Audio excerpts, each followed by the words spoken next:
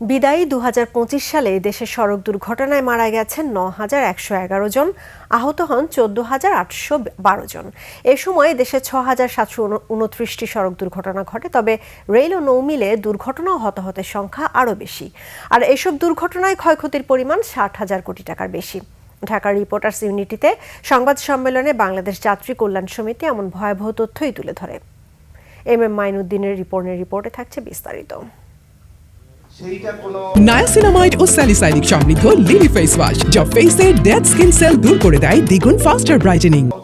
বিদায়ী ২০২৫ সালে দেশ জুড়ে ঘটে যাওয়া সড়ক দুর্ঘটনা এবং এতে হতাহত ও আর্থিক ক্ষয়ক্ষতির বাংলাদেশ যাত্রী কল্যাণ সমিতির এই সংবাদ সম্মেলন। এতে বলা হয় ২০২৫ সালে সারা দেশে ৬,৭২৯টি সড়ক দুর্ঘটনা ঘটে। এসব দুর্ঘটনায় প্রাণ হারিয়েছেন ৯,১১১ জন, আহত হয়েছেন আরও ১৪,৮১২ জন। সড়ক দুর্ঘটনা নিয়ন্ত্রণে বর্তমান সরকার পরিবহন খাত সংস্কারের কোনো কার্যক্রম হাতে নেয়নি। চালকদের ৬০ ঘন্টা ইনক্লুসিভ ড্রাইভিং প্রশিক্ষণ প্রদানের যে প্রতিশ্রুতি প্রদান করেছিলেন, সেটা আসলে কোথায় আছে, কোন ডিপ ফ্রিজে ঢুকে গেছে, এটা আমাদের মাধ্যমে আমরা সরকারের কাছে জানতে চাই। ২০২৪ সালের তুলনায় ২০২৫ সালে সড়ক দুর্ঘটনায় বেড়েছে প্রায় ৭%। নিহত ও আহতর সংখ্যাও উল্লেখযোগ্য হারে বৃদ্ধি পেয়েছে।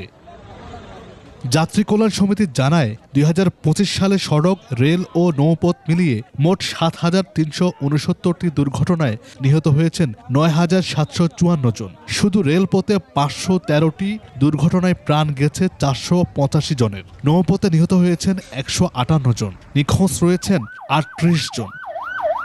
সবচেয়ে বেশি উদ্বেগজনক চিত্র মোটরসাইকেল দুর্ঘটনায়। গত বছর ২,৪৯৩টি দুর্ঘটনায় নিহত হয়েছেন ২,৯৮৩ জন। মোট দুর্ঘটনার ৩৭%ই মোটরসাইকেল সংশ্লিষ্ট।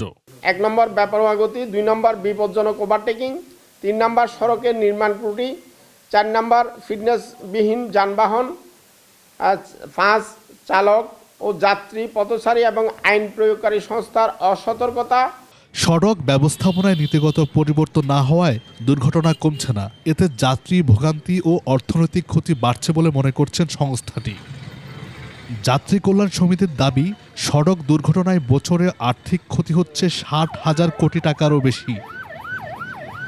সড়ক নিরাপত্তাকে জাতীয় অগ্রাধিকার হিসেবে বিবেচনায় দাবি জানিয়ে নির্বাচনী ইস্তেহারে এই বিষয়ে অঙ্গীকার যুক্ত করার আহ্বান জানিয়েছে যাত্রী কল্যাণ সমিতি। উন্নত গণপরিবহনের সুস্পষ্ট অঙ্গীকার আমরা দাবি করছি। S M Mainuddin report, ২১ television, Dhaka.